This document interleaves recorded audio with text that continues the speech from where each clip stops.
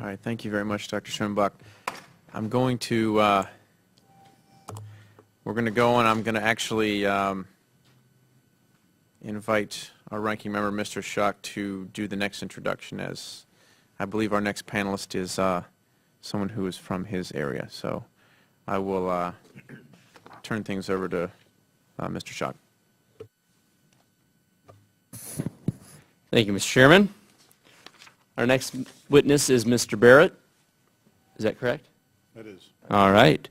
Mr. Ned Barrett is the President and Chief Operating Officer of Direct Logic Solutions, located in my hometown of Peoria, Illinois. Direct Logic was founded in 1998 and has grown substantially since then, helping their clients with direct-to-consumer marketing. Direct Logic has a number of customers located in central Illinois and also around the country. They focus on marketing consultation, search engine optimization, marketing database construction, as well as sales forecasting. Ned has been with Direct Logic from the start, but before that ran a variety of other different businesses. I appreciate you making the trip here today and look forward to hearing the testimony before our committee. Welcome. Ranking Member Schock, thank you. Chairman Nye, I appreciate it.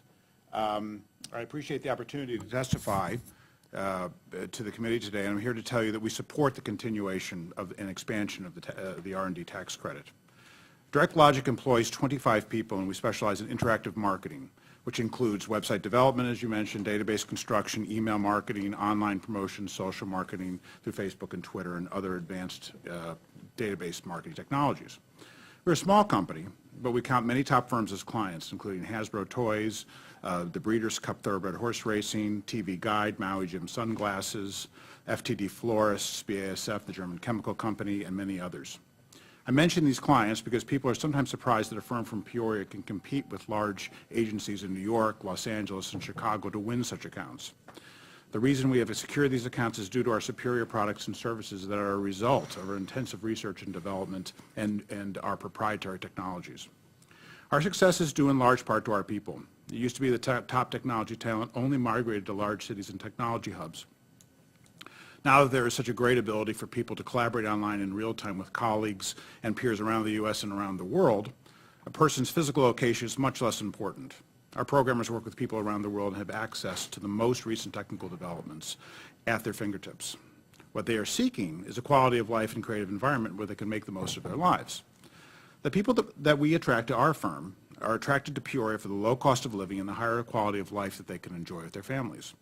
Our real challenge in recruiting these employees is to be able to offer them a position where they are free to exercise their intellectual talents to the fullest. Our strong commitment to research and development creates the kind of work environment these people are looking for. As a result, the Central Illinois employment base is strengthened by the jobs that we and other small businesses are creating. As a percentage of our business, we have poured huge amounts of money into R&D over the past several years. Since venture capital for firms like ours is much scarcer than is generally understood, and that we have limited access to credit markets, we have used money from ongoing operations to fund most of our R&D. Many small firms do this, and the R&D tax credit can be an incredibly important offset to this utilization of scarce capital. It's a very important point that the committee needs to consider. Small firms are the innovators of tomorrow and represent critical sources of new tax revenue for both the state and federal governments. In order to stay competitive and grow, we pour every available tax dollar into R&D. The money freed up by the R&D tax credit gets plowed back into businesses in the form of additional salaries and investment in the future. Furthermore, the R&D investment we are doing is helping in the transformation of the workplace. A significant percentage of our employees are the sons and daughters of large manufacturing companies. Although Peoria is blessed with a strong industrial base through Caterpillar equipment, we and other small tech firms like ours are contributing to the development of a knowledge economy in central Illinois. Although I am concerned about the impact the R&D tax credit has on businesses like Direct Logic's, I'm also very concerned about its impact on the international competitiveness of U.S. industry in general. The world is truly becoming flat when it comes to competitive advantage. As a technology executive, I'm being contacted daily by foreign outsourcing firms who would like to subcontract work with us.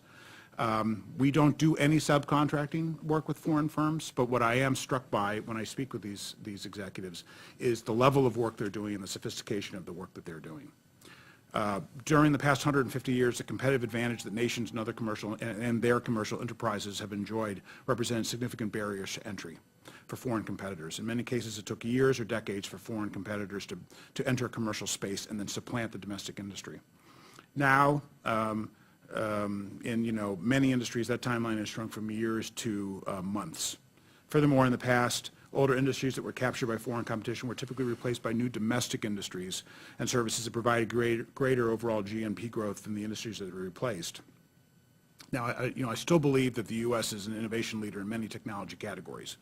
Our dominance time, though, in those categories is shrinking. I'm not sure that there's any way to slow down this progression since it seems to be a part of the accelerating nature of global economics, but I do think the government needs to provide industry with the tools to help innovation occur in the first place. I believe that the U.S. can continue to innovate and create new businesses well into the future. I think this is a function of the natural creativity of our society. However, it's critical that government support this innovation any way it can, and the R&D tax credit is an important tool that supports this goal. Properly applied, it not only encourages industry to invest in R&D, but it acts to ensure that those dollars are spent domestically. The R&D tax credit must be considered in its global context. It is my understanding that the U.S. credit has become much less competitive relative to the structures offered by other governments. In this sense, the U.S. government needs to compete with foreign governments in making our R&D tax credit more attractive relative to foreign alternatives. This will encourage larger firms to locate their R&D projects in their U.S. operations rather than abroad, and where the tax incentives might be relatively greater.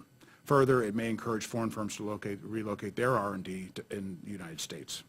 In evaluating this, I think that this committee needs to question why other governments are more generous with this type of credit. Looking at it from a business person's point of view, I must assume that those countries have made a rational determination that it enhances their own competitive advantage and it ultimately pays for itself through greater tax revenues. There are many proposals for how to maximize the utility of this tax, although I do not have the expertise to tell you exactly how to structure the tax. I can offer the following general opinions. First, I think that the tax should become a permanent fixture of our tax code. Second, the rate should be made competitive with the rates of other countries.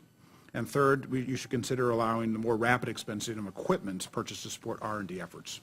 I believe that the R&D credit is critical to the continued innovation and growth of the U.S. economy, and I thank you for considering my testimony.